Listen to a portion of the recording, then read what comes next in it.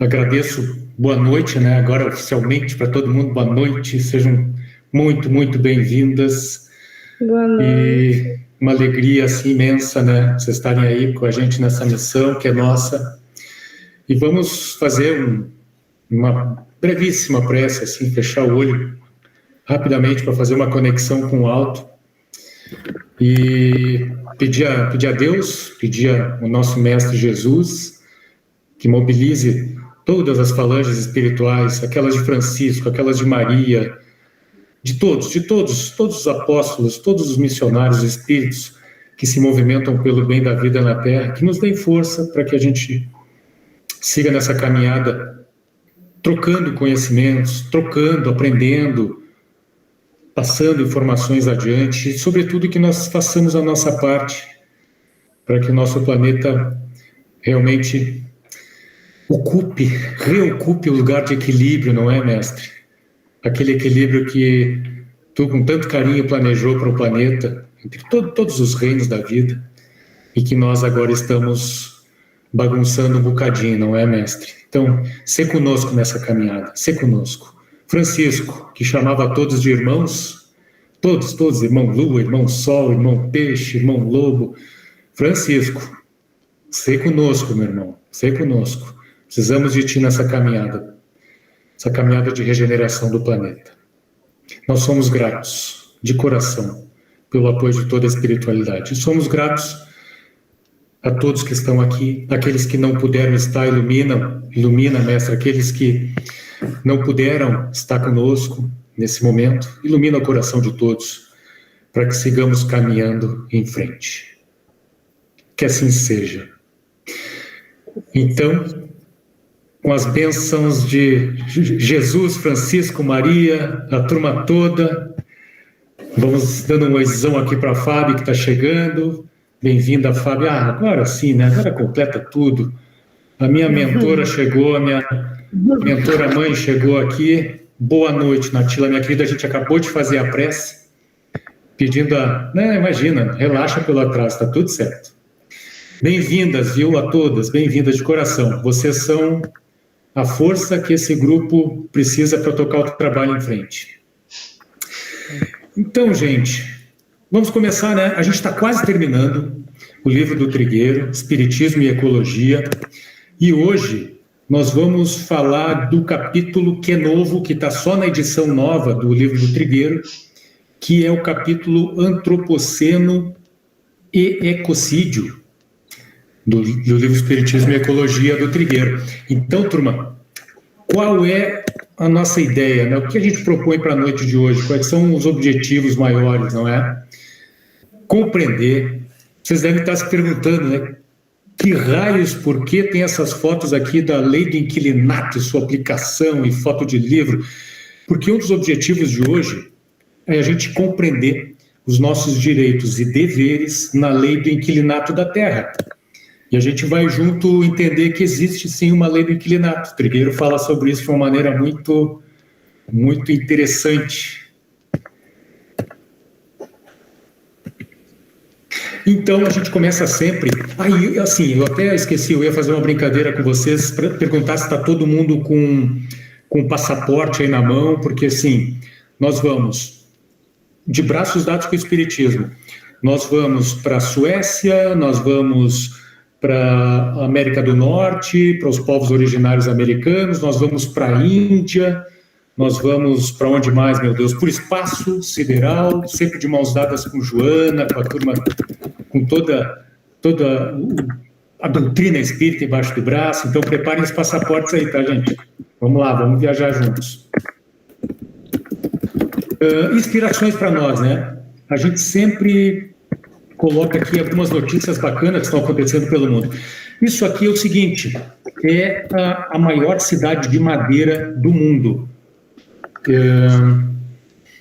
Deixa eu colocar aqui para vocês. Fica na Suécia. E eu vou compartilhar com vocês rapidinho. Olha que ideia bacana. Olha que ideia genial. Deixa eu ver se eu consigo. Tá aqui. Compartilhar também o áudio. Vamos ver, é bem curtinho.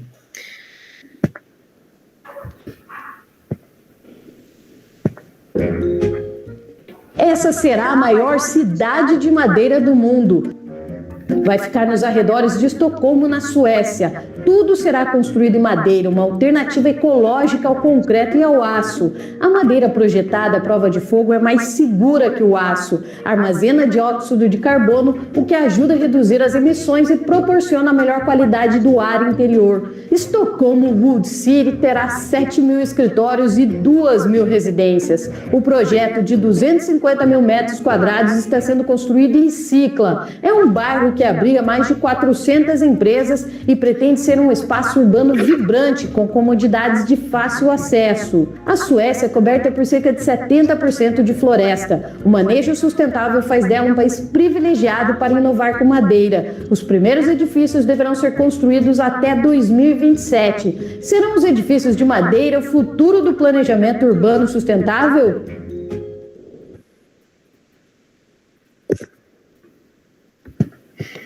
Interessante, né?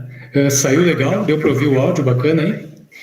Total. Interessante, não é? Muito E assim, a madeira, então, para mim, eu sou suspeito porque eu adoro madeira. Se eu pudesse, eu moraria numa casinha de madeira.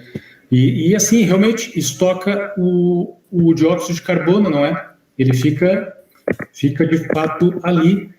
E é muito mais fácil o manejo, enfim, construção. Fica bacana, olha, é uma grande ideia. Gente, uma outra inspiração importantíssima para a noite. Oi, diga. Depois coloca o link desses shorts, né, ou no chat aqui, ou lá no grupo. Eu achei tão interessante, quero compartilhar. Eu também tive essa vontade. Legal, eu coloco lá no grupo do WhatsApp. E, gente, seguindo ainda na inspiração, né, as inspirações para a nossa noite de hoje, vocês estão vendo aí, vamos agora então viajar para a América do Norte, para dialogar um pouco com os povos originários. E aqui, vocês estão vendo a foto do chefe Seattle. Ele tem uma frase muito bacana. Diz o seguinte: o homem não teceu o tecido da vida. Ele é simplesmente um dos seus fios. Tudo que ele fizer o tecido, ele fará a si mesmo. Então, percebam a força da linguagem pura, né, dele, da simbologia, não é? Tecido, que nos remete à teia da vida, que nos remete ao tecido do espaço-tempo, e assim nos remete também para o fato de que o ser humano, vou colocar ainda como um componente de otimismo, né? O ser humano ainda dessacraliza os panos, né? O ser humano ainda faz de todos os tecidos da vida aqui que o chefe Seattle falou, algo comercial, algo objetificado, algo que tem objetivo puramente de lucro, de negócio, de exploração, de degradação ambiental. Por que eu estou mencionando o chefe Seattle? Porque em 1854, o presidente dos Estados Unidos fez uma proposta para comprar grande parte das terras dessa tribo indígena, oferecendo então a eles uma outra reserva, uma outra terra, sabe-se lá onde seria e em que condições seria, não é? E aí, gente, o chefe Seattle, essa carta, não sei se vocês conhecem, tá? Se alguém conhecer, pode se manifestar aí, por favor, para me ajudar. A carta do chefe Seattle é um documento extraordinário, sabe? O documento da história humana extraordinária. Eu vou mencionar para vocês alguns trechos só, porque ela tem 3 páginas, ela é grandinha. Ele faz algumas colocações, olha só. Em resposta ao presidente norte-americano: como é que se pode comprar ou vender o céu, o calor da terra? Essa ideia nos parece estranha. Se não possuímos o frescor do ar e o brilho da água, como é possível comprá-los? E ele diz mais, diz muitas coisas assim que não dá tempo, a gente teria que fazer um grupo de partilha só para isso, só para essa carta dele. Ele diz ainda: os rios são nossos irmãos, saciam nossa sede, os rios carregam nossas canoas e alimentam nossas crianças. Se lhes vendermos nossa terra, vocês devem lembrar e ensinar a seus filhos que os rios são nossos irmãos e seus também. E, portanto, vocês devem dar aos rios a bondade que dedicariam a qualquer irmão. Gente, genial, fantástico. Eu não conhecia essa carta. Ele fala mais, ele diz que não há um lugar quieto nas cidades do homem branco. Não há um lugar quieto. Nenhum lugar onde se possa ouvir o desabrochar de folhas na primavera ou o bater das asas de um inseto. Mas talvez seja porque eu sou um selvagem e não compreendo. Quem é o selvagem aqui, né? O ruído parece somente insultar os ouvidos. Ele diz muito mais. Ele diz, por exemplo, que o ar é precioso para o homem vermelho. Eles se intitulam homens vermelhos, né? Pois todas as coisas compartilham o mesmo sopro. O animal, a árvore, o homem, todos compartilham o mesmo sopro. Parece que o homem branco não sente o ar que respira. Gente, é de arrepiar. Quando eu vi essa carta, eu parei tudo assim, para um pouquinho, vamos meditar em cima disso. E ele fala muito mais, não é? Por exemplo, o que é o homem sem os animais? Se todos os animais fossem, o homem morreria de uma grande solidão de espírito, pois o que ocorre com os animais, breve acontece com o homem. Há uma ligação em tudo, diz o chefe Seattle. Gente, incrível. E assim, nós vamos colocar a Joana de Ângeles dialoga com o chefe Seattle. Isso é o barato da doutrina espírita, porque ela é uma construção que ramifica e conversa com todo mundo. Todo mundo que está no tripé ciência, filosofia, religião, dialoga com a doutrina espírita. E é um diálogo lindo, franco, aberto.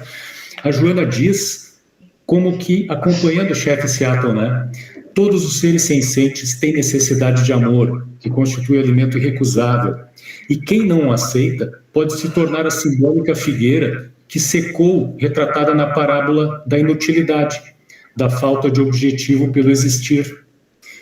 Então, é incrível, incrível. Quem quiser essa carta também me lembre que eu vou mandar lá no grupo, tá? O teor completo da carta do chefe Seattle. E assim, fique à vontade, tá? Para me cortar. Eu vou engrenar aqui uma marcha e vou falando, que a gente tem muito conteúdo, mas me cortem, por favor, né? Me corrijam, acrescentem a qualquer momento, tá, gente? Vocês são fundamentais nisso. Nós temos notícias alerta, que a gente sempre procura trazer aqui novidades, né? Eu estava refletindo sobre isso antes de começar aqui o nosso papo.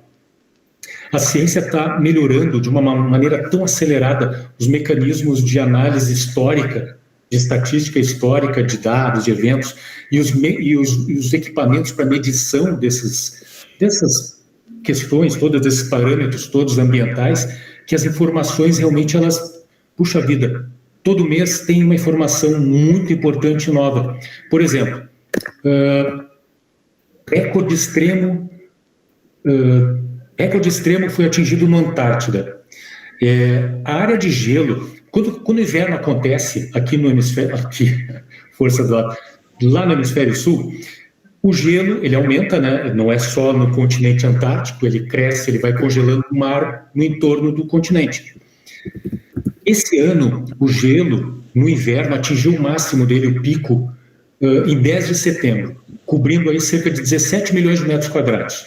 Esse é, gente, o menor pico de avanço do gelo desde que começaram os registros de satélite em 1979. É mais ou menos 1 milhão de quilômetros quadrados a menos do que o recorde anterior. Ou seja, é uma área muito grande que deixou de congelar por conta do que está acontecendo, do desequilíbrio no planeta, não é? Então é uma notícia, mais uma que nos coloca a alma ligada, não é? A alma em alerta para que a gente siga pensando, refletindo, sabe? De maneira fraterna, em tudo que a gente puder fazer para ajudar a mitigar isso. Porque o nosso mestre, né, que está nos vendo lá, Francisco, as legiões dele, eles devem ter o controle lá, né? Eles devem ver assim, não, aquela turma da MAVE lá, eles estão se virando, eles estão fazendo alguma coisa da parte deles. Então eles vão anotando a nossa ficha. Então vamos avançando, refletindo e agindo e espalhando isso, não é? Espalhando isso, tentando irradiar isso de alguma forma para fora, onde estivermos. Então, gente, o trigueiro começa falando, né, nesse capítulo. A comunidade científica tem poucos consensos hoje em dia, mas um deles se destaca. E aí diz o trigueiro: experimentamos, diz a comunidade científica, uma crise ambiental sem precedentes na história da humanidade.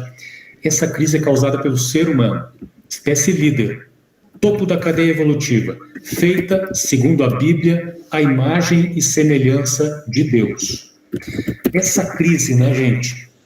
Essa crise é resultado, portanto, de nossos hábitos, comportamentos, estilos de vida e padrões de consumo. Ela tem o nosso digital, a nossa digital, o nosso DNA.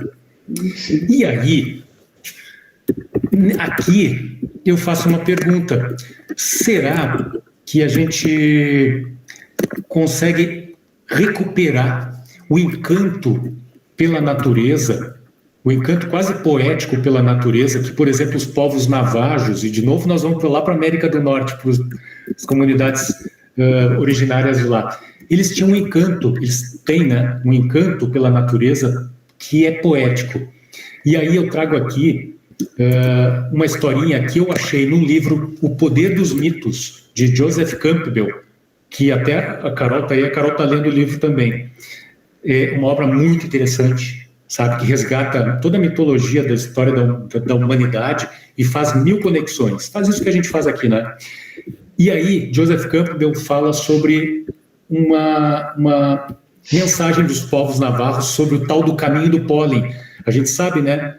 Patrícia está aí, né? A turma da biologia, todo mundo, né? A importância do pólen, não é? Como o pólen é importante para disseminar os vegetais, levar essas plantas pelos ventos aí para todos os lugares. E aí, os povos navarros, eles falam o seguinte: eles têm uma imagem maravilhosa sobre o que eles chamam de caminho do pólen. O pólen é a fonte da vida. Então, diz no livro do Campbell que o caminho do pólen é o caminho para o centro, é o caminho para a nossa essência enquanto seres humanos.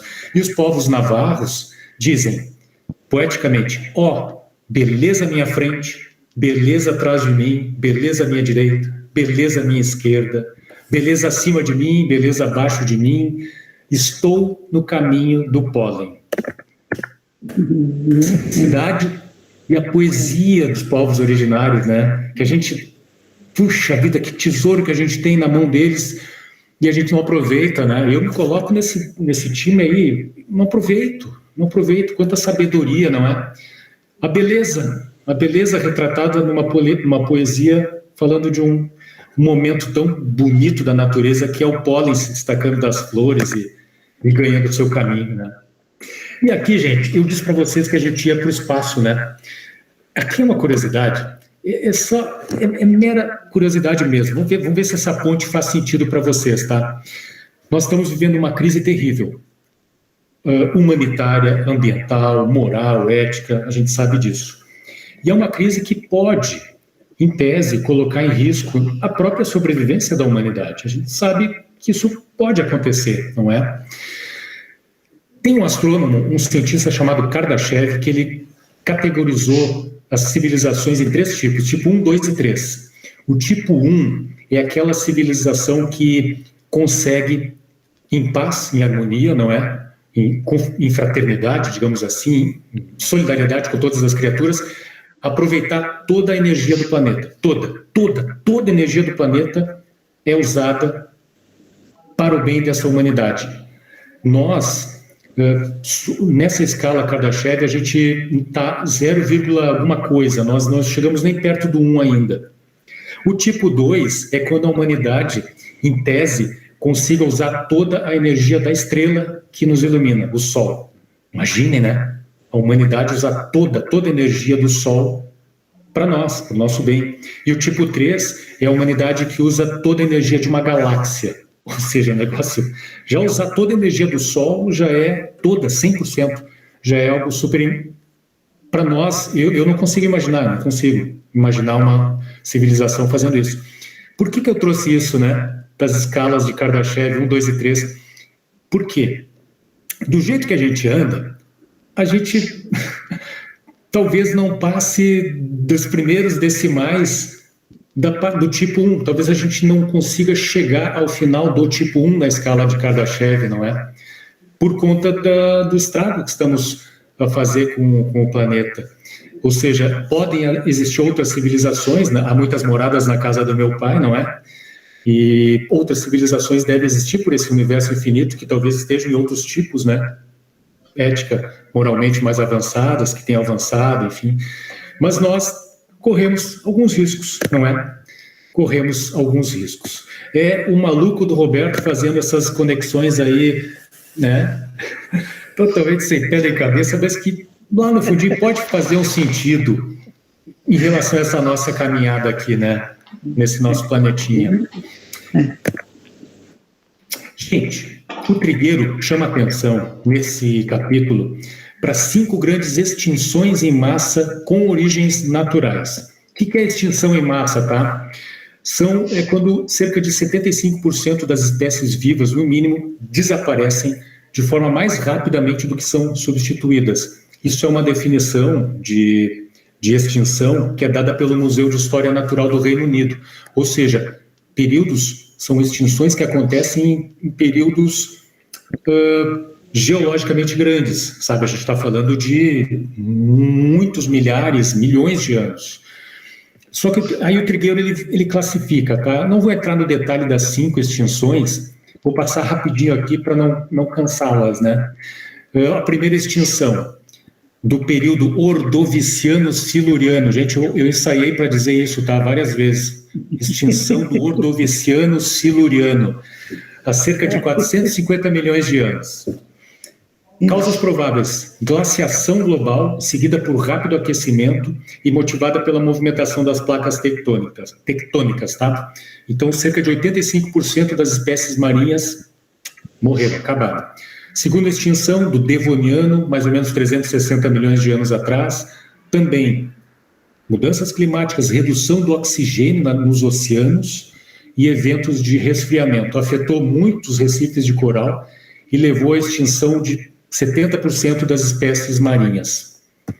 Extinção do Permiano-Triássico, há mais ou menos 250 milhões de anos, erupções vulcânicas maciças no planeta, liberação de gases para a atmosfera, gases do efeito estufa, poeira cobrindo o Sol, ou seja, essa foi uma das mais devastadoras extinções em massa.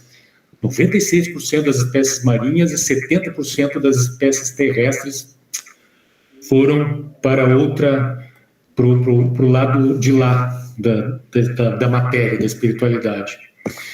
A extinção do Triássico-Jurássico há 200 milhões de anos, com as causas semelhantes às anteriores, 80% das espécies marinhas extintas, incluídos répteis, e aí que vieram os dinossauros, né? Emergiram os poderosos dinossauros. A quinta extinção, 65 milhões de anos atrás, provável causa, o impacto de um asteroide ou cometa na Terra, ali no México, naquela península, Golfo do México, a península de Yucatán, se não me falha a memória. Um asteroide ou um cometa gigante impactou, levantou incêndios por todo o planeta, enfim, tsunamis, foi uma catástrofe. E ali os dinossauros deram adeus à sua vida no planeta. Mas uma sexta extinção está em andamento, não é, minhas amigas? E aqui o nosso karma coletivo cresce como dívidas de países em desenvolvimento junto ao FMI, por exemplo, ou como uma dívida do rotativo do cartão de crédito. Quem aí já não... Espero que não, né? Francamente, espero que não. Mas quem já não derrapou no cheque especial ou no rotativo do cartão de crédito, quem já porventura derrapou sabe como dói e como a dívida cresce. Então, assim, nós estamos acumulando um karma por conta dessa sexta extinção que tem a digital humana, gigante, gigante. Nesse sentido, por falar em karma, é aqui que a gente pega um avião virtual e vai para a Índia, olhar o karma de um jeito diferente. E a gente sabe que o espiritismo, o Kardec, é claro que ele bebeu nas fontes orientais quando falou de lei de causa e efeito, lei de karma, porque são muito semelhantes, não é? E aqui, nesse sentido, eu trago uma imagem de um templo jainista na Índia. O jainismo é uma religião irmã do budismo, uma prima do hinduísmo, muito interessante. Eu tenho procurado ler a respeito e estou encontrando algumas coisas muito interessantes no jainismo. Uma delas é o Ahimsa. Ahimsa, Gandhi ele prezava muito pelo Ahimsa nas suas movimentações, que é a não violência. Vocês se lembram do Ahimsa? não violência de forma alguma. E aí os jainistas, é muito bacana, porque os jainistas, eles, entre aspas, radicalizam isso, sabe, do ahimsa. Para eles, o ahimsa começa na mente, ou seja, não pensar nada que seja violento, não falar nada que seja violento e não fazer nada que seja violento. Com detalhe, para todas as criaturas, para todas. Os jainistas, gente, para vocês terem uma ideia, os monges, os iniciados, eles são mendicantes, então eles vivem de doações, eles andam pela Índia pregando, enfim, com uma máscara que cobre aqui assim, ó. Você sabe para quê que é essa máscara que eles usam? Vejam o nível de ahimsa deles.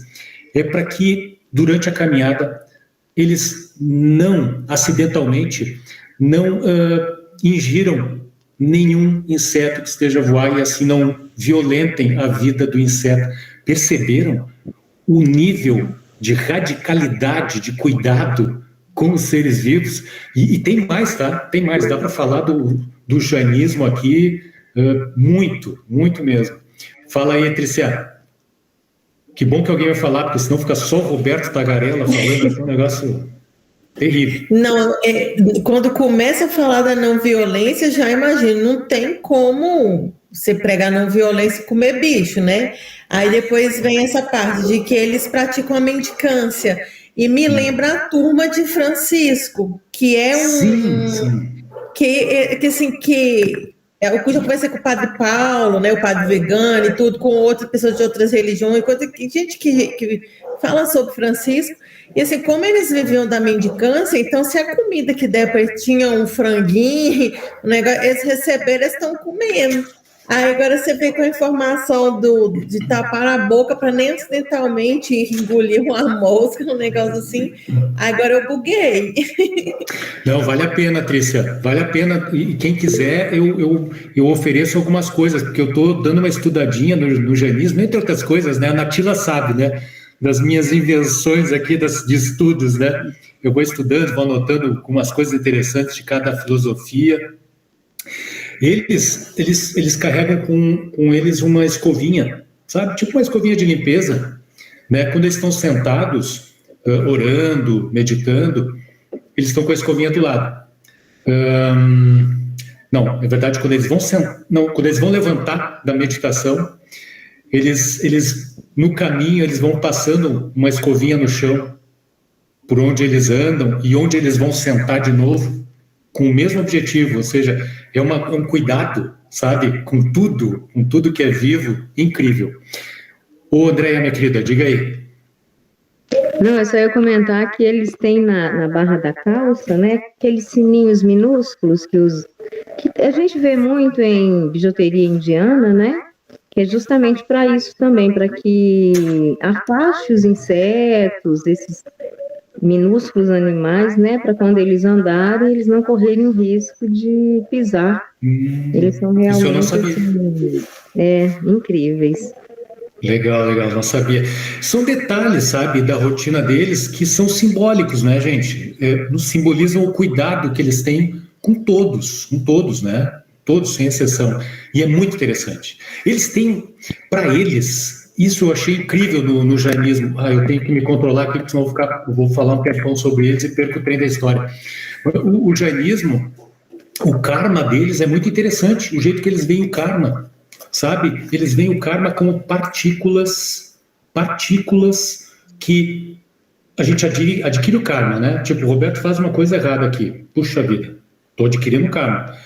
Esse karma vem na forma de partículas que aderem ao meu perispírito, ao meu espírito.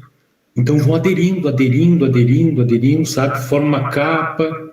E aí eu fiquei pensando, né? Gente, estou viajando aqui junto com vocês, né? Fiquei pensando, puxa vida, será que não são essas partículas que nos conectam com o efeito que elas precisam gerar, né? Para que a gente corrija o nosso karma?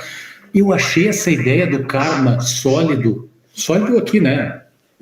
Espiritualmente falando, um negócio incrível, sabe? Que dá o que pensar. Eu tô refletindo demais sobre isso, mas enfim, eu não vou me desviar muito do roteiro aqui, porque os jainistas são muito interessantes mesmo.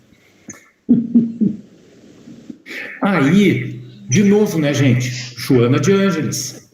A Joana é demais. Ela fala que, se desejas, todavia, compreender a necessidade de amar a Deus, acompanhe o desabrochar de uma rosa, devolvendo perfume à vida, o que extrai do solo em humus e adubo. Fita uma criança, detente no ancião, ama, portanto, pelo caminho, quanto possas, plantas, animais, homens, e te descobrirás, por fim, superiormente, amando a Deus. Isso aqui eu me atrevi a chamar de arrinça estilo Joana de Ângeles. Arrinça joanesco, sabe? Me fez todo sentido, e várias falas da Joana vão nessa linha do arrinça, não é? Eu achei muito interessante. Aqui nesse ponto eu achei que a Joana bate um papo legal com os jainistas. Mas, minhas amigas, voltando ao nosso crédito, ao nosso débito do cartão rotativo do cartão de crédito que a gente estoura com o nosso karma, que a gente aumenta a nossa dívida, o Trigueiro diz que em apenas 40 anos levamos à extinção mais da metade dos animais selvagens desse planeta. Nos últimos 40 anos, no espaço de uma vida. A cada ano destruímos uma área verde equivalente a 5 milhões de campos de futebol. Alteramos de tal maneira o clima, biodiversidade, configuração dos oceanos, disponibilidade de espécies vegetais e animais, e produzimos tanto lixo que não seria mais possível explicar o planeta sem os impactos gerados por nós. Numa sociedade agorista, o impulso é menos acumular e mais descartar e substituir. Zygmunt Bauman. Eu não sei se alguém conhece esse filósofo americano, polonês. Elô conhece? Eu estou conhecendo agora, Elô, 54, eu levei 54 anos de idade para conhecer essa criatura. Ele tem a ideia da sociedade líquida, fragmentada, agorista.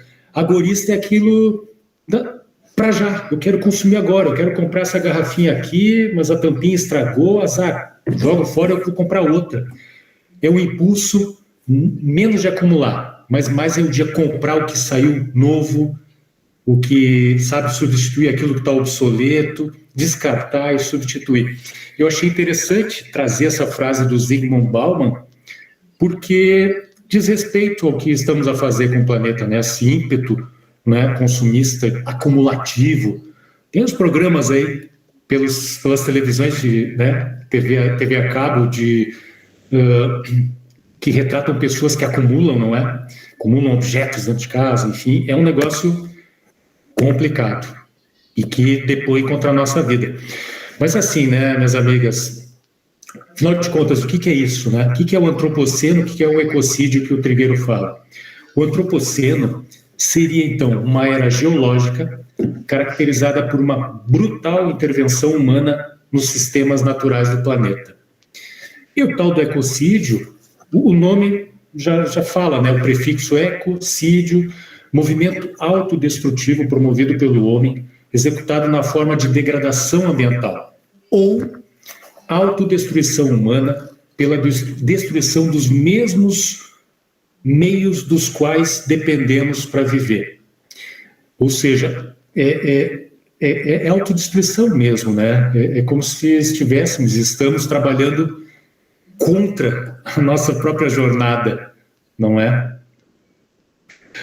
O Trigueiro fala que, apesar dos relatórios científicos que reportam o risco de colapso, de uma ruptura na capacidade de os ecossistemas proverem à humanidade daquilo que retiramos sistematicamente do meio ambiente, em nome da Matrix, a gente fala toda hora da Matrix, né? Em nome dessa Matrix, desse sistema que nos condiciona, compre isso, consuma aquilo, o carro novo, enfim. Em nome dessa Matrix, prosseguimos ferindo letalmente natureza, as criaturas de Deus. Estamos ferindo, a gente falou de comunidades originárias, né, norte-americanas, estamos ferindo de morte culturas e sabedorias muito antigas e, por consequência, não é, ferindo a nós mesmos. Isso vai dar uma falha grande no sistema planetário. Eu não sei se todo mundo viu o Matrix. Todo mundo viu esse filme? Clássico? Assim, vale a pena ver. Ele é um bocadinho violento, esse é o problema, mas a filosofia por trás do filme é incrível. Eu coloquei essa foto do filme, aparecem vários códigos binários de programação, representando que o sistema está em andamento, está funcionando, o sistema de computação, o programa está funcionando, mas aí, pum, como se diz, dá pau, deu problema, sabe, deu erro. Então, ali no meio tem aquele quadrinho, acho que é muito pequeno, não dá para ver, escrito falha de sistema. System failure. É isso que a tendência, já acontece, né, pequenas falhas do nosso sistema planetário, da mãe Gaia, não é? Mundo afora. E se não atentarmos, se não fizermos uma reprogramação, né, da nossa vida, dos nossos costumes, o risco de falha no sistema grandioso é imenso. E, minhas queridas, o Trigueiro continua falando, não é? Quando isso acontece, realizamos conscientemente uma escolha que não é em favor da manutenção da vida em equilíbrio nesse planeta. Somos cúmplices do ecocídio, diz o Trigueiro. E o Trigueiro faz uma figura, vocês estão vendo aí uma figura de um elevador, né, lotado.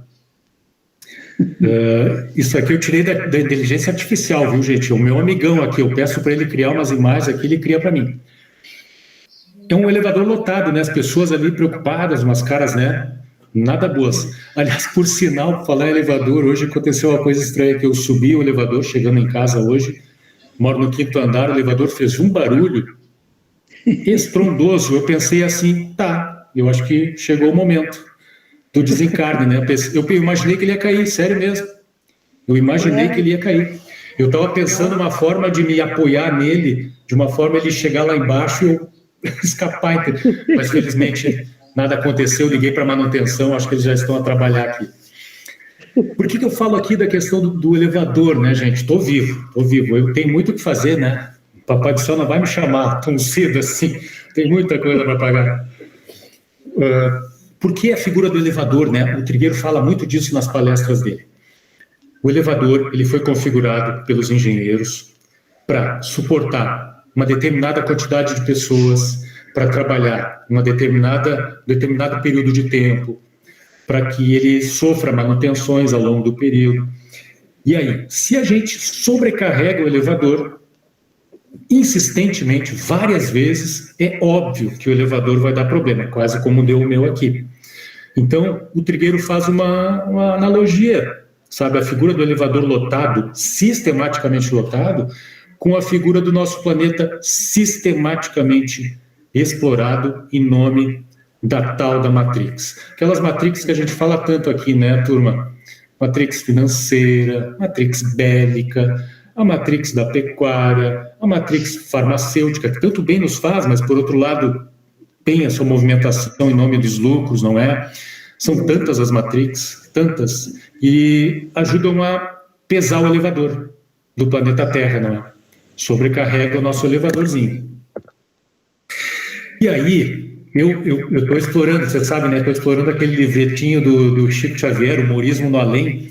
O espírito Cornélio Pires fala o seguinte: o povo fala verdades, que, às vezes, assusta a gente. Pensa nesta nota que eu vi hoje. Nada nasce sem semente. Somos semeadores e sementes, mas de quais plantas? Que plantas estamos a semear?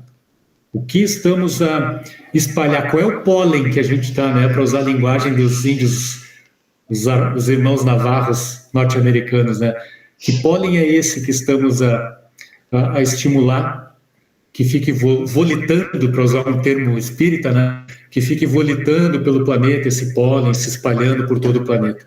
É uma reflexão importante e, sobretudo, extremamente urgente que a gente tem que fazer. E aí, o Trigueiro, ele bate na tecla da responsabilidade dos espíritas, né? Daquele jeitão dele, né, gente? Vocês conhecem bem. Os espíritas têm, portanto, motivos para prestar mais atenção no tempo que passa. Se experimentamos o período de transição, convém não desperdiçar tempo e energia. A atual encarnação é o nosso vestibular, ou é o nosso Enem espiritual. E é mesmo, né, Natila? A gente está em teste aqui o tempo todo, a gente conversa isso, né, Natila? Quantas provas no caminho, né? Para nós, espíritas encarnados, é hora de provar aqui, imersos num ambiente de turbulência, intolerância, racismo, sexismo, xenofobia, eu incluí o especismo ali, etc., os nossos valores espirituais. Nós estamos, minha gente, em plena corrida existencial e comunitária. A gente está em plena corrida. E vocês estão vendo ali a corrida, né? Todo mundo chegando feliz, cruzando a linha final, uma das linhas finais, né? Que nós temos tantas linhas semifinais, digamos assim, né? Na nossa jornada imortal aí pela frente, a corrida, a gente não vai vencer a corrida definitiva nessa encarnação, não é? Mas a gente está em plena corrida existencial e comunitária. E é de muito bom tom, sabe? Aquele espírito olímpico, já que eu estou falando de esporte aqui, eu gosto dessas analogias entre esporte e essa nossa missão aqui. Essa nossa corrida, ela tem que ter o espírito olímpico, né? O que é o espírito olímpico? É o espírito da solidariedade mesmo, da fraternidade, e a gente fazer com que todo mundo cruze a linha de chegada, né? Cruze bem, cruze em paz, cruze em saúde, não é? Então é uma grande corrida, essa nossa corridinha da vida. Cansa, né, gente? Puxa vida, é só vocês aí que sentem câimbras e que têm as pernas arranhadas aí com as corridas, com os espinhos do caminho dessa corrida? Só eu ou vocês também? Todo mundo, né? Não é fácil. Não é fácil. Aí o Trigueiro fala, né, turma? Uma pessoa que joga lixo na rua, por exemplo, não percebe que a rua é parte de algo maior que nos acolhe. A casa planetária é nossa e prestaremos contas do que fizermos a ela. Nós vamos prestar contas. E aí, de novo, né? Vem o Roberto insistindo com a lei do inquilinato. Por quê? Porque a lei do inquilinato determina o quê, né? Para gente que aluga apartamento, né? Eu e a Carol, só no aluguel aqui, né? Só nas rendas, só no aluguel. A lei do inquilinato determina a obrigação do inquilino de devolver o imóvel, no mínimo, nas mesmas condições em que se apropriou do espaço, é ou não é? A gente tem que devolver pintadinho, a gente tem que devolver com tudo funcionando, não pode ter uma pia entupida, né? Tem que entregar bonitinho, senão a gente já sabe o que acontece, né? A lei do inquilinato planetário, então, minhas amigas. O Trigueiro nos joga essas perguntas, não é? Em que condições devolveste o planeta que não te pertence? Lembra lá da carta do chefe Seattle no início, né? O que fizeste, pergunta o Trigueiro para todos nós, né? Pela casa planetária que te abrigou com tanto amor. E essa pergunta aqui aí eu acrescentei para o Trigueiro, tá? Até vou mandar para ele colocar vou sugerir para ele. Em que medida aplicamos o ahimsa, se é que o aplicamos, em relação à nossa morada terrestre e a todos os seus habitantes? O ahimsa, gente, o ahimsa. Na lei do inquilinato, quem me vê falando assim, né? Quem vê esse corte assim da nossa partilha hoje, né? Desse maluco falando, e o ahimsa na lei de inquilinato, quem ouve só isso deve pensar, tá maluco, né? Mas enfim, a não violência, sabe? A não violência no uso fruto do nosso planeta, não é? Na relação com todas as criaturas desse mundo. E aí o Trigueiro diz, esse planeta está pronto para nos oferecer vida em plenitude. Nós, entretanto, estamos malbaratando a casa em que vivemos, sem que sequer sejamos os proprietários do imóvel. Não é mesmo, né? Nós sabemos, nós espíritas sabemos muito bem, né? Aquela frase célebre, né? Estamos aqui de passagem. A gente vai caminhar um pouco para o lado de lá, na erraticidade, depois voltamos para cá, daqui a pouco vamos para algum outro orbe, não é? Algum outro planeta, ou seja, a gente não é proprietário mesmo, não é? Não é? E aí a Trícia falou de Francisco, que se liberou de uma vida super luxuosa. Ele era filho de mercadores em Assis, né? Mercadores ricos de tecido, Ele tinha uma vida, puxa vida, super tranquila. Ele entendeu que aquilo tudo não era dele, ele não era proprietário daquilo. O Buda também, do mesmo jeito também, ele era um príncipe, ele se libertou daquilo, não era dele, e seguiu um outro caminho. Tantos apóstolos seguiram esse caminho. O próprio mestre, né? Jesus não tinha como se diz na Bíblia, me ajuda aí, vocês são entendidas, ele não tinha uma pedra para deitar a cabeça de noite para dormir, não é? É simples. Ele não, é interessante esses exemplos que você deu de Buda, de Francisco, que eles tinham muita coisa e se despojaram. A gente tem uma meia boca aqui e não quer largar isso assim, mas nem... Isso mesmo. Eu não tenho nem onde cair vivo. O Divaldo é que fala isso, né? Eu não tenho onde cair vivo, porque morto a gente cai em qualquer lugar, né?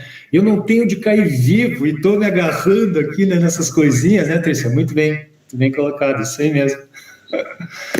Gente, não é fácil. Mas, então, nós chegamos já no finalzinho aqui da nossa conversa, né? O Trigueiro explorando muito a questão, então, do ecocídio, do antropoceno, para nos mostrar as relações, as nossas responsabilidades. E, assim, o tema de hoje, a gente trazendo aqui para os 17 Objetivos de Desenvolvimento Sustentável da ONU, não é? O tema de hoje, eu acho que ele se conecta com todos, né? Esse slide aqui pergunta quais as conexões entre o tema de hoje e esses objetivos. Tudo, né? Tudo, erradicação da pobreza, fome zero, saúde, bem-estar, educação, igualdade de gênero, água potável, tudo, absolutamente tudo. Vejam como dialoga, não é? Com absolutamente tudo, e como esses objetivos eles abraçam toda a vida, né? No planeta. Eu acho tão bacana esse paralelo com... Você faz uma abordagem e termina com essa reflexão, né? Quais as conexões entre isso e as ODS. E, assim, eu vou tirar aqui pelo meu ramo de atuação, que eu sou servidora pública, tá? Então tem muita coisa que a gente faz, que eu estou aqui na prefeitura e eu quero um recurso do Ministério do Meio Ambiente. Ou então, quem está no terceiro setor, que trabalha com ONG de proteção animal mesmo, que está dentro desse... De responsabilidade ambiental, também dentro dessa questão ambiental, né? Nesse meio eu tenho visto muitas oportunidades de submeter projetos. Então você pensa assim, uma ONG de proteção animal padrão, bem basicão, pelo menos aqui do Brasil, essas que salvam cachorrinho, que caça e coloca para adoção, esse negocinho.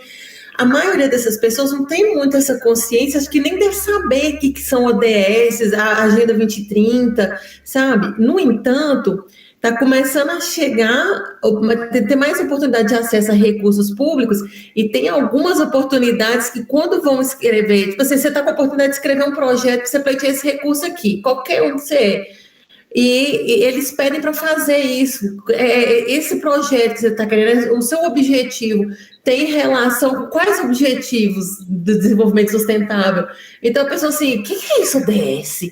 Aí vai, né, chama lá o neto, o sobrinho, a moça voluntária mais nova lá e dá uma pesquisada e começa a se tocar nisso aí. Então eu, para salvar o gato, eu por acaso estou tendo acesso a esse recurso, e para eu ter acesso a ele, eu preciso escrever um documento, eu tenho que saber de dever de casa, fazer essa relação. Então eu estou achando tão bonito, sabe? Não é padrãozão, mas tem alguns pontos que às vezes eu presto uma consultoria, assim, uma assessoria para a ONG para ajudar a elaborar projeto, e está começando a aparecer isso. Então, para quem não tinha informação, para quem jamais teria acesso a essa informação, está chegando de alguma forma, porque você tem que ter uma noçãozinha, aprender o suficiente, tem que entender o suficiente para você fazer um paralelo e dizer, eu quero dinheiro para pagar a conta do veterinário. Qual é que é a relação disso que você quer com os ODS?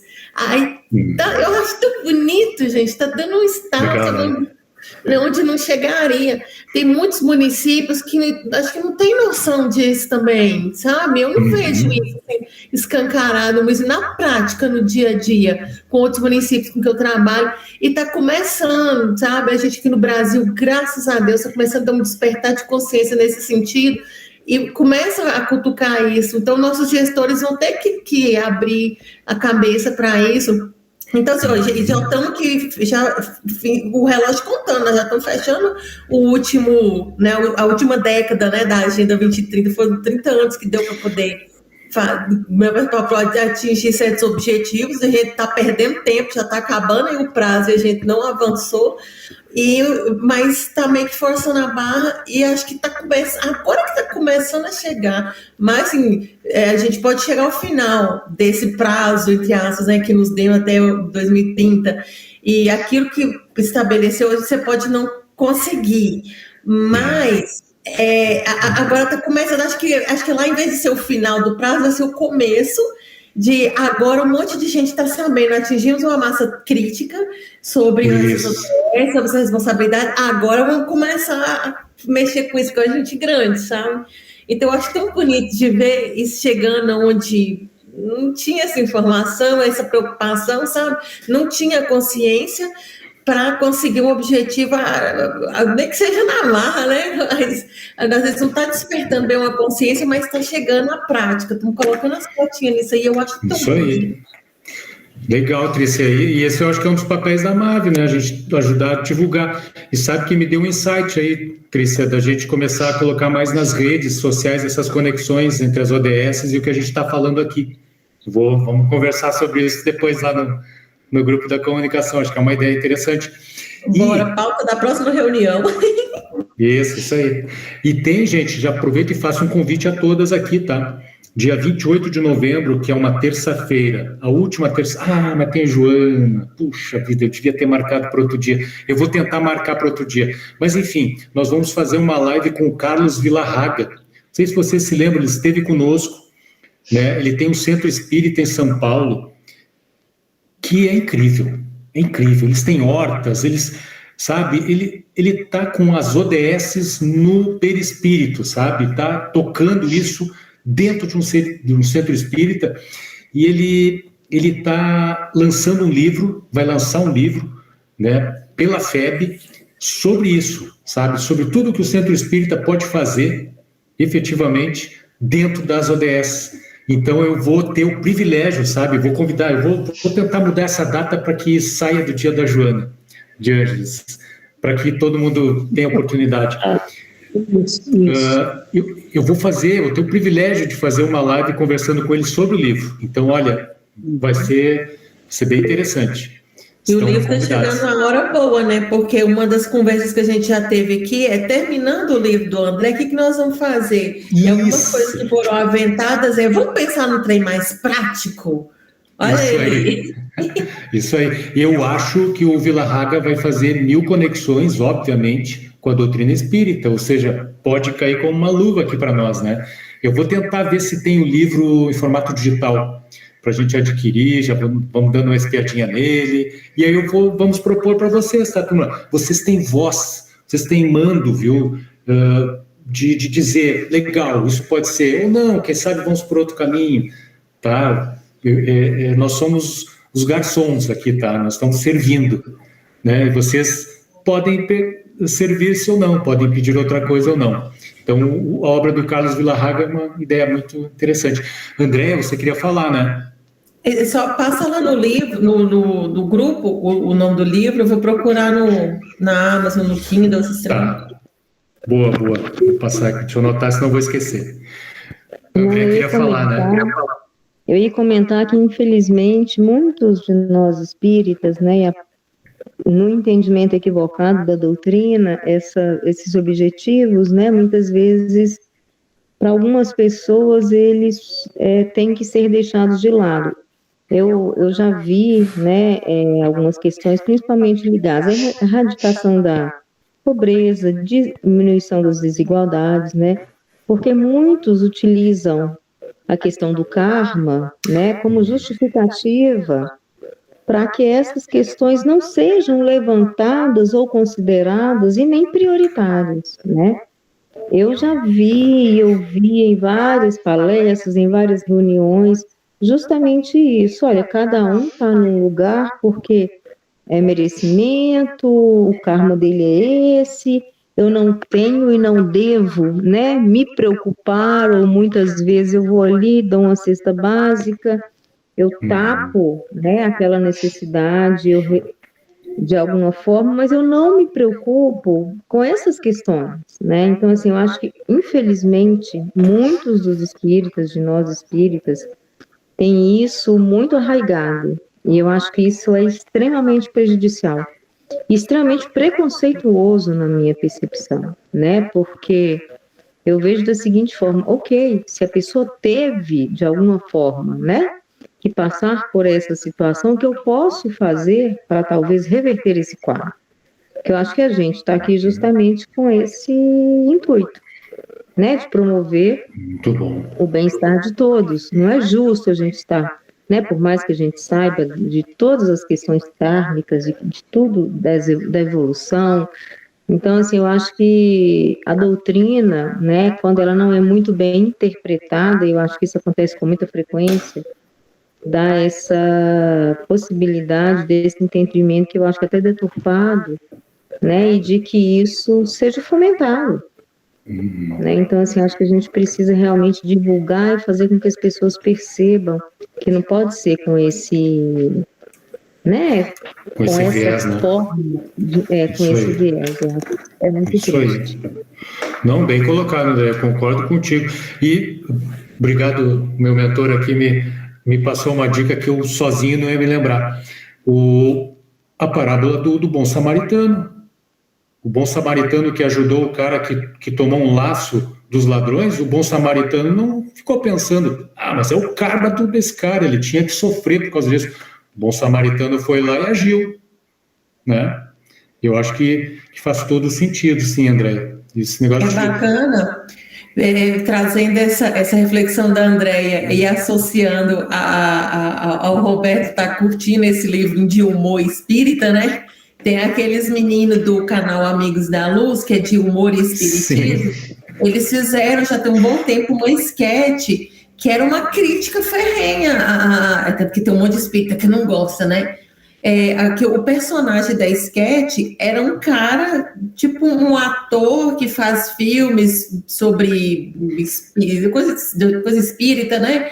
E eles estão no podcast, ele está sendo entrevistado e ele tem esse pensamento do jeito que a Andréia colocou aí, que a maioria das pessoas tem. Não, eu não posso intervir, né? É o livre-arbítrio dele, é o karma dele, eu não posso intervir. Só que assim, coloca um cara que não é espírita, ele é um ator que interpretou um personagem no filme espírita e ele leu alguns livros, esses romances meio duvidosos que a gente sabe que tem aqui e acolá, e na cabeça dele, ele já sabia tudo. Então, acho que tem muito espírita que tem meio que o espiritismo na boca, mas não colocou no coração ainda, sabe? Tá muito no superficial e vai pensando nos negócios desses. Gente, a sketch é ótimo, dá um toque bem... Poxa, se você lembrar, se achar ela, manda para nós no grupo lá. A gente estava conversando... Eu vou pegar e vou jogar lá, que é ótimo. Isso. A gente estava conversando, eu estava conversando com a minha querida Natila, né, que me ajuda tanto aí nessa jornada, e a gente estava falando sobre isso, sobre como é importante a gente aprofundar, né, a gente estudar assim a fundo as coisas que a gente se envolve, enfim, não ficar, né, para não incorrer, né, nesses erros de, puxa vida, não ajudar porque é karma, não ajudar porque ele precisa sofrer as leis de karma de causa e efeito, enfim, não é por aí, né, turma? Minhas amigas, puxa vida, estamos... sim, o nosso calendário, já ia esquecendo, o calendário de outubro é tão longo que não ia ter espaço para colocar imagens. Teve a Semana de Proteção à Fauna no início do mês, dia 1º, Dia Mundial do Vegetarianismo, Dia Mundial do Habitat, olha aí, Dia Internacional da Não Violência. Puxa vida, podia ter feito a conexão aqui, não fiz. Dia Nacional das Abelhas, eu acho que a gente fez post disso. Dia Mundial dos Animais, dia de Francisco, né? Dia de Francisco. Puxa vida. Dia do Cachorro, Dia Nacional de Adotar um Animal, Dia das Aves, Dia da Prevenção de Desastres Naturais, Dia do Mar, Dia do Consumo Consciente, do Educador Ambiental, Dia da Libertação Animal. Esse aqui eu achei incrível. Dia de Conscientização sobre o Gato Preto. Eu não sabia disso. Nunca tinha ouvido falar. Mas tá certo, né? Tanto as sextas-feiras 13 como essas época de Dia das Bruxas e não sei o quê, o pessoal fala assim, eu nunca conheci, quem fala quem conhece de perto, tudo, mas sempre tem muita publicação de proteção animal, lembrando disso, né, para tomar cuidado com os bichinhos, então acho que é esse tipo de conscientização. Pode ser, né? E dia 27 cuidado com relação... Isso. Sexta-feira 13, que fala assim, cruzar um gato preto na rua, aí dá azar, assim, azar é se você não adotar ele, se você cruzar com ele na rua, azar é o seu. É porque o dia 31 é o Halloween, né? E o Halloween, infelizmente, tem muita associação com a questão das bruxas, gato preto, né? Isso. Então, a data é bem próxima também. Bem pertinho. É verdade. Puxa vida. Vamos lá. Então, para relembrar, para a gente fechar aqui nosso papo muito, muito legal de hoje, relembrando, né, a gente está quase fechando a obra do Trigueiro. O Trigueiro se propôs a fazer as conexões, né, entre espiritismo e ecologia. Ele diz que, então, são palavras novas para ideias novas, ao tempo em que nasceram, são ciências sistêmicas que abordam tudo, são sinérgicas. Os dois criadores, Kardec e Haeckel, espiritismo e ecologia, múltiplas habilidades profissionais e intelectuais, eles eram geniais. Os dois sofreram muitas críticas. Pioneiro, né? Os pioneiros sofrem. Os dois tiveram muitas encrencas com a Igreja Católica, os dois tiveram. As obras nasceram mais ou menos pertinho, sabe? As ideias, né, espírita e ecológica, mais ou menos pertinho, ao mesmo tempo. São ciências experimentais de observação. Kardec, sabe, puxa vida, ele estudou, né? As mesas girantes, enfim, muita observação. As duas ciências investigam as relações que sustentam a vida e que dão propósito a ela. As duas têm percepção de pertinência e conectividade com o cosmos, com o universo. Os espíritas e os ecologistas entendem a necessidade da destruição, mas aquela que é para manter o equilíbrio, bem como diz o Livro dos Espíritos, né, na parte da lei de destruição. Ambos, espíritas e ecologistas, percebem rastros de poluição nos dois planos da vida, a gente conversou muito já sobre isso. Espíritas e ecologistas denunciam as mazelas do consumismo. Ambos entendem a importância da biodiversidade e ambos reconhecem a existência de forças que defendem o planeta, que mantêm a vida e a biodiversidade. E aqui tem toda a bibliografia, tudo que a gente usou na noite de hoje. E era isso, minhas amigas queridas. Hoje eu consegui não ficar aqui 3 horas, né, tagarelando, até que eu consegui reduzir o tempo aqui para 1h13. Então, era isso que tínhamos para hoje. Fiquem à vontade, por favor, para acrescentar alguma coisa, para dar os direcionamentos, para corrigir, puxar a orelha, que eu sempre peço isso, que é muito importante para a gente seguir em frente. Quem quiser dar uma palavrinha final, fique à vontade, estamos encaminhando. E quem se sentir também inspirado para fazer uma prece de agradecimento também, puxa, a vida vai ser muito bem-vinda. Fala, Fábio, minha querida. Não é a prece.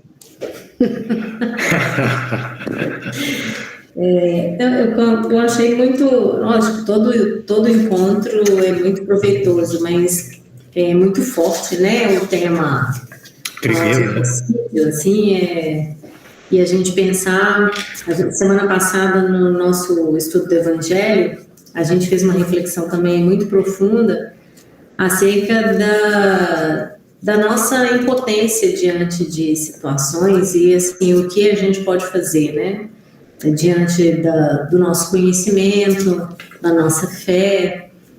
E eu percebo que, assim como a Trícia falou, a gente tem percebido um despertar, né?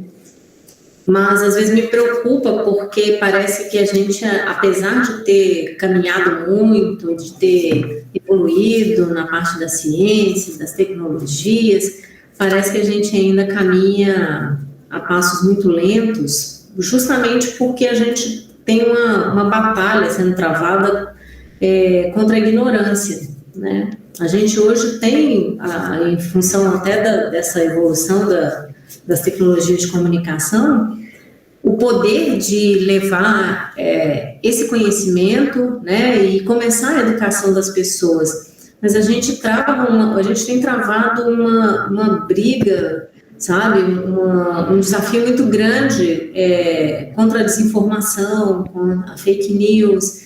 Então, você ainda encontra pessoas bem informadas, pouco informadas, né? Enfim, dependendo ali do desenvolvimento que teve, que olha para você naturalmente e diz: isso é exagero, o planeta não está assim.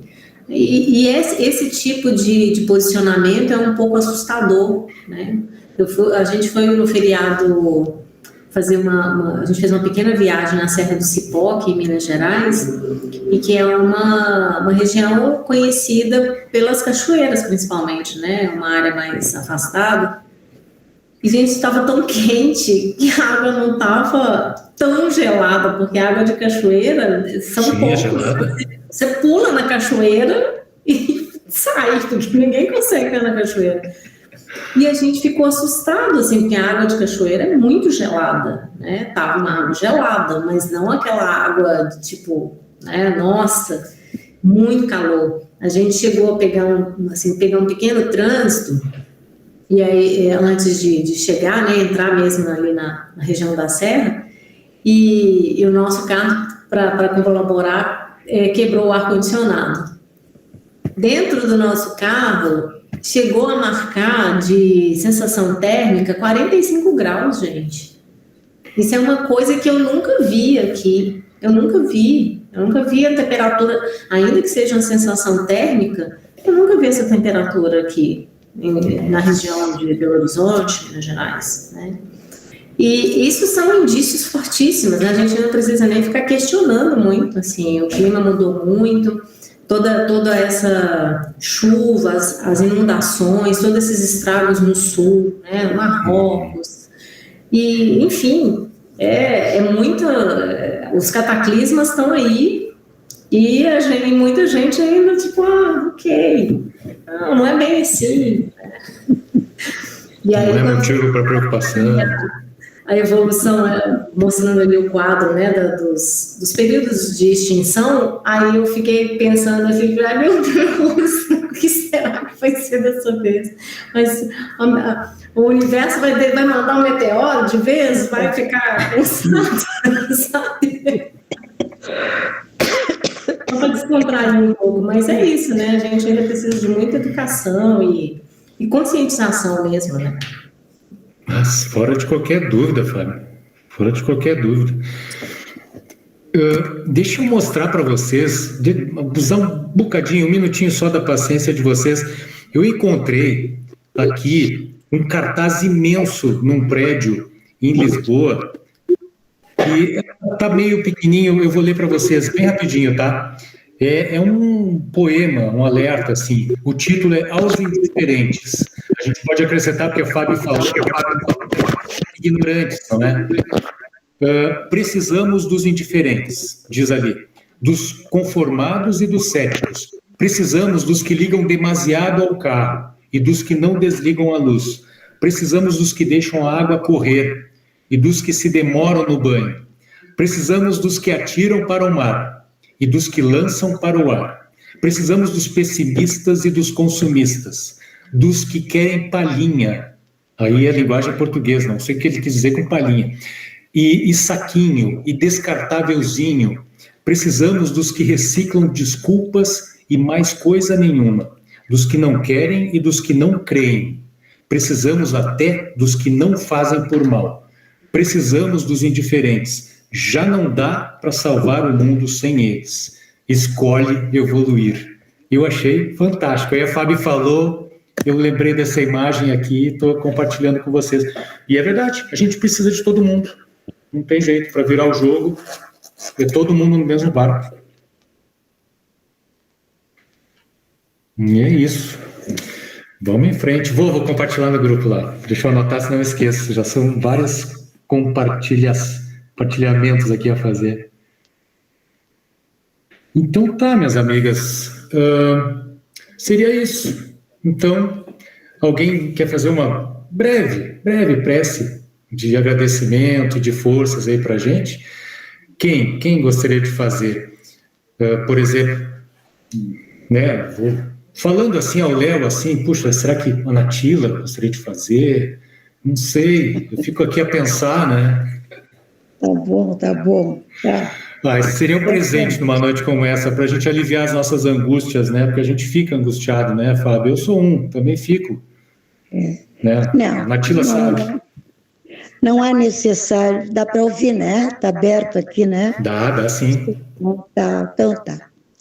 Olha, amados amigos, eu naturalmente que esses momentos todos que nós estamos passando, relatados aqui, eu ouvi os relatos todos, né?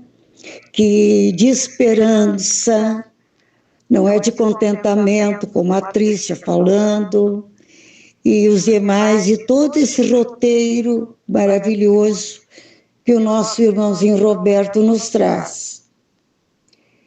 Eu vejo tudo isso, e contigo, Jesus amado, tudo está devidamente certo,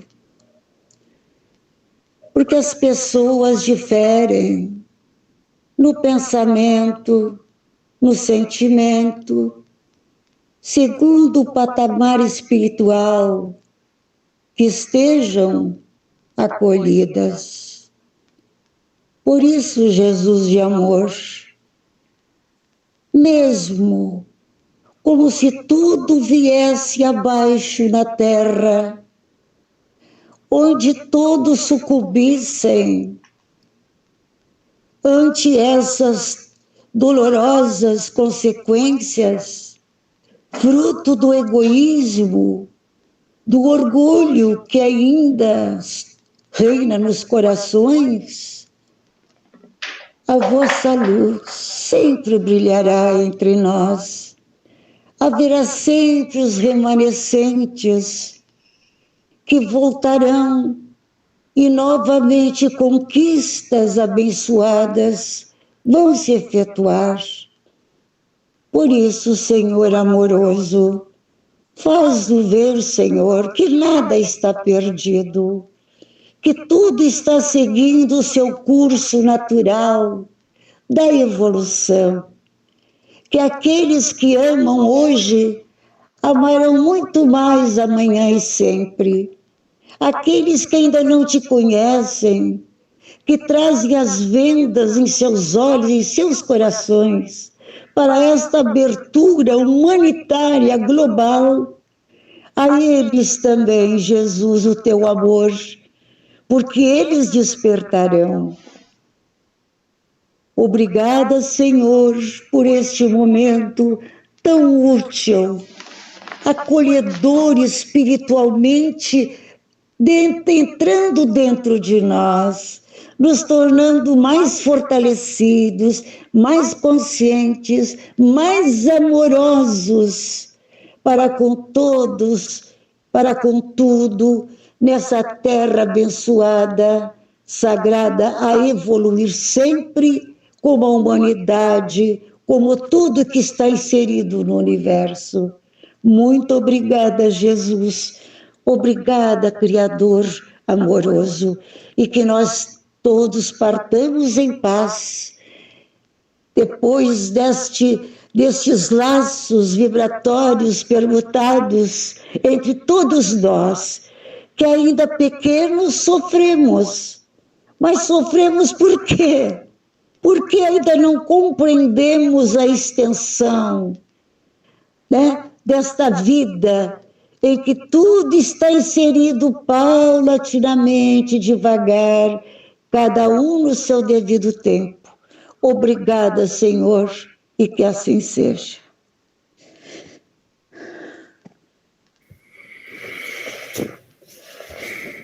A todos, né, a nós aqui, o meu abraço com muito amor a todo o grupo. Tá? Uma boa noite. Obrigada por tudo, porque eu estou aprendendo muito aqui. Obrigado, Natila. Obrigada, gente. A noite hoje foi um mini Congremov, que o Congremov, na medida que o temas foram evoluindo, estava uma aflição que, gente, a gente falando o Desseio Decisivo, a obra que abriu, né, sobre como é que fala, da figura, né, e termina com esse alento. Tá preocupante, mas ainda tem jeito. Tem jeito. Gratidão, Natila. Gratidão, Obrigado. turma. Boa noite.